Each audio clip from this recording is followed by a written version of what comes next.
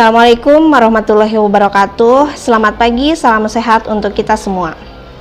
Hari ini Selasa 14 Oktober 2025 bersama saya Novi Indriani, guru di PKBM Putra Mandiri.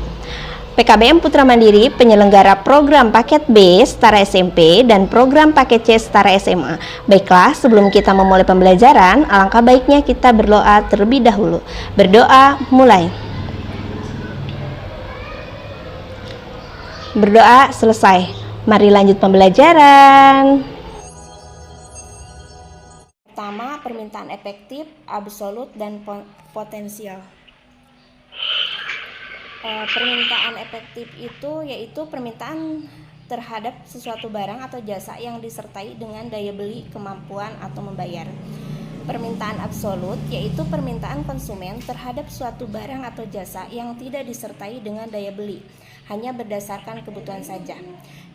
Ketiga, permintaan potensial yaitu permintaan konsumen terhadap suatu barang atau jasa yang disertai daya beli tetapi belum melaksanakan pembelian. Di sini misalkan permintaan efektif. Jadi keinginan dan kemampuan seseorang untuk membeli suatu barang atau jasa yang akhirnya benar-benar dilakukan. Itu permintaan efektif. Contohnya, misalkan di sini Sobiana mau beli HP dengan uang sendiri.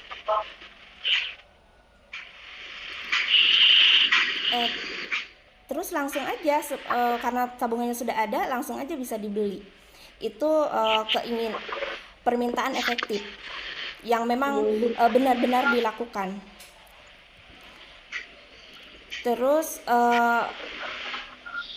permintaan absolut. Permintaan absolut itu permintaan terhadap suatu barang dan jasa yang tidak disertai kemampuan ekonomi atau daya beli yang cukup. Misalkan contohnya gini, Sobiana pengen beli mobil Pajero. Wah, keren ya, Pajero. Tapi uangnya atau misalkan tabungannya belum cukup. Jadi sehingga keinginan Sobiana ini hanya sebatas angan-angan. Itu ya. Bisa kan ya membedakan antara efektif, absolut ya. Jadi kalau efektif itu permintaan yang benar-benar terjadi, benar-benar dilakukan, itu permintaan efektif. Sedangkan kalau misalkan absolut itu permintaan yang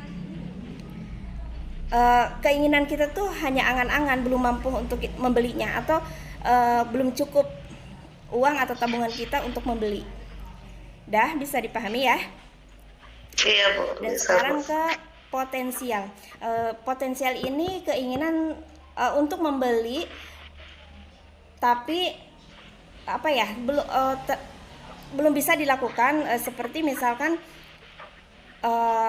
menunggu harga turun atau menunggu diskon, atau menunda karena memang belum membutuhkan.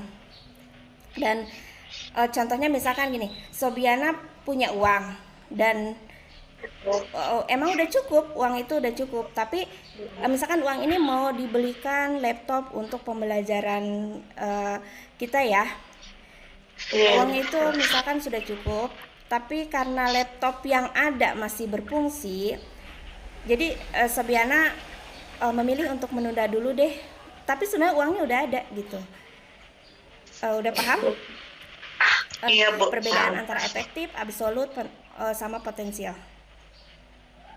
Iya, Contohnya tadi sudah dijelaskan ya. Efektif itu memang contoh efektif. Bisa dijelaskan kembali? Iya, Bu. Efektif itu permintaan terhadap suatu barang jasa dengan kemampuan untuk membayar. Iya. Terus kalau absolut tidak mampu. Kalau potensial itu uangnya sudah ada tapi belum membelikan.